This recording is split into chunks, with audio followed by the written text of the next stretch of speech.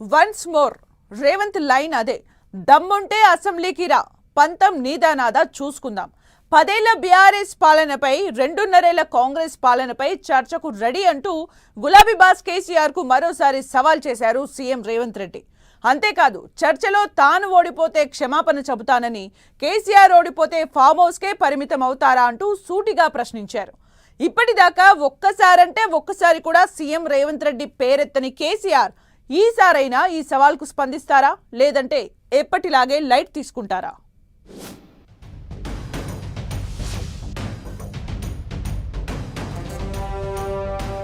మరోసారి కేసీఆర్ కు CM Revanth open challenge.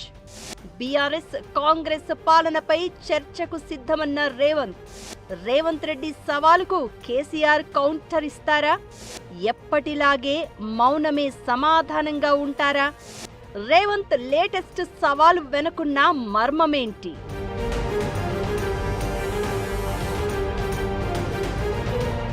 Telangana politics లో మరోసారి సవాళ్ల రాజకీయం హీటెక్కిస్తోంది. వన్స్ మోర్ అంటూ గులాబీ బాస్ మాజీ సీఎం కేసీఆర్ కు ఓపెన్ ఛాలెంజ్ చేశారు సీఎం రేవంత్ రెడ్డి. 10 ఏళ్ల పాలనలో తెలంగాణకు బీఆర్ఎస్ ఏం చేసిందో, కాంగ్రెస్ అధికారంలోకి వచ్చిన 2.5 ఏళ్లలో ఏం జరిగిందో అసెంబ్లీలో ప్రజల ముందే చర్చిద్దామంటూ సవాల్ చేశారు. సీఎం రేవంత్ రెడ్డి చేసిన వ్యాఖ్యలు ఇప్పుడు పొలిటికల్ హాట్ టాపిక్ గా మారాయి. నేరుగా కేసీఆర్ ను టార్గెట్ చేస్తూ అసెంబ్లీలో చర్చకు రావాలని రేవంత్ చేసిన సవాలుపై పెద్ద చర్చే జరుగుతోంది. అంతేకాదు, చర్చలో తాను ఓడిపోతే ప్రజలకు క్షమాపణ చెబుతాను అని, కేసీఆర్ ఓడిపోతే ఫామ్ హౌస్ కే పరిమితం అవుతారా అని ప్రశ్నించారు. పాలమూరు రంగారెడ్డి ఎత్తిపోతల దగ్గర నుంచి మొదలైన రాజకీయ పోరు ఇప్పుడు నేరుగా అసెంబ్లీకి చేరుకునే పరిస్థితి కనిపిస్తోంది.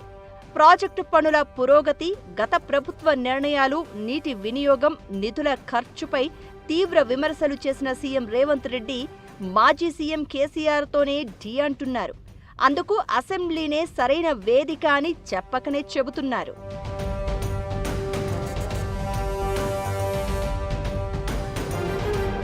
అయితే కొన్నాళ్లుగా కేసీఆర్ పేరు ప్రస్తావించకుండానే తన స్పీచ్లను ముగించే ప్రయత్నం చేస్తున్నారు సీఎం రేవంత్. ఎక్కువగా కేటీఆర్, హరీష్ రావునే టార్గెట్ చేస్తున్నట్లు మాట్లాడుతున్నారు. కానీ ఆల్ ఆఫ్ సడన్ గా మరోసారి కేసీఆర్ కు ఓపెన్ ఛాలెంజ్ చేయడం వెనుక మరో రాజకీయ కోణం ఉన్నట్లు టాక్ నడుస్తోంది.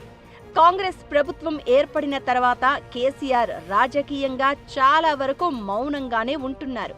అధికార పార్టీ నుంచి ఎన్ని విమర్శలు వచ్చినా, రేవంత్ రెడ్డి ఎన్నిసార్లు కేసీఆర్ ను ఉద్దేశించి పర్సనల్ అటాక్ చేసినా, దమ్ముంటే అసెంబ్లీకి రావాలి అని సవాల్ చేసినా గులాబీ బాస్ రియాక్ట్ అయిన దాఖలాలు లేవు. సీఎం రేవంత్ రెడ్డి పేరును కూడా బహిరంగ వేదికలపై ప్రస్తావించకుండా కేసీఆర్ వ్యూహాత్మకంగా వ్యవహరిస్తున్నారు అన్న ఒపీనియన్స్ ఉన్నాయి. ఇక కాంగ్రెస్ ఎలిగేషన్స్ కు, విమర్శలకు సమాధానం చెప్పే బాధ్యతను ఎక్కువగా కేటీఆర్, హరీష్ రావులే తీసుకుంటున్నారు. రేవంత్ రెడ్డి స్థాయికి తామే సరిపోతాం, కేసీఆర్ స్పందించాల్సిన అవసరం లేదని చెప్తూ బావా బామ్మర్దులు ఇద్దరే రివర్స్ అటాక్ కు దిగుతున్నారు. కానీ రేవంత్ టార్గెట్ ఒక్కటే, కేసీఆర్ నోరు తెరిపించాలి, తన పేరు ప్రస్తావించి మాట్లాడే పరిస్థితి తీసుకురావాలి. అన్నింటికీ మించి రేవంత్ వర్సెస్ కేసీఆర్ అన్నట్లుగానే తెలంగాణ పొలిటికల్ సినారియోలో డైలాగ్ వారు కొనసాగాలి అనేది రేవంత్ మాస్టర్ ప్లాన్ అంటున్నారు.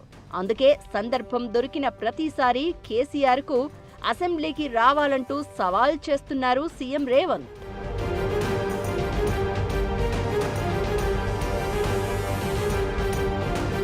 రేవంత్ రెడ్డి సవాల్ను కేసీఆర్ స్వీకరిస్తారా?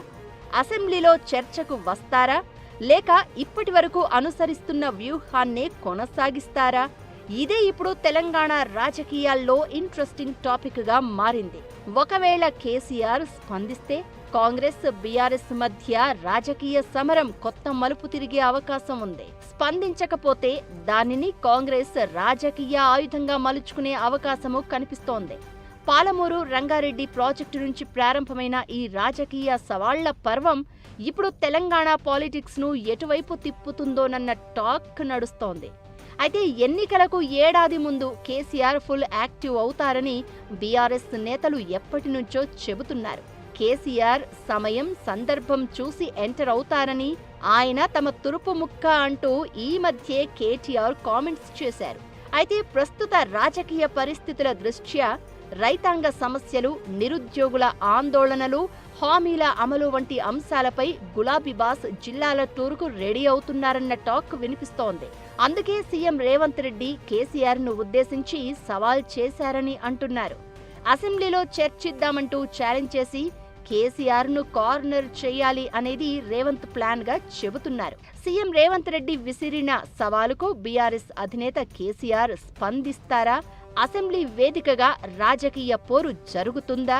లేక ఎప్పటిలాగే కేసీఆర్ మౌనమే తన సమాధానమంటూ సైలెంట్ గా ఉండిపోతారా అనేది వేచి చూడాలి మరి.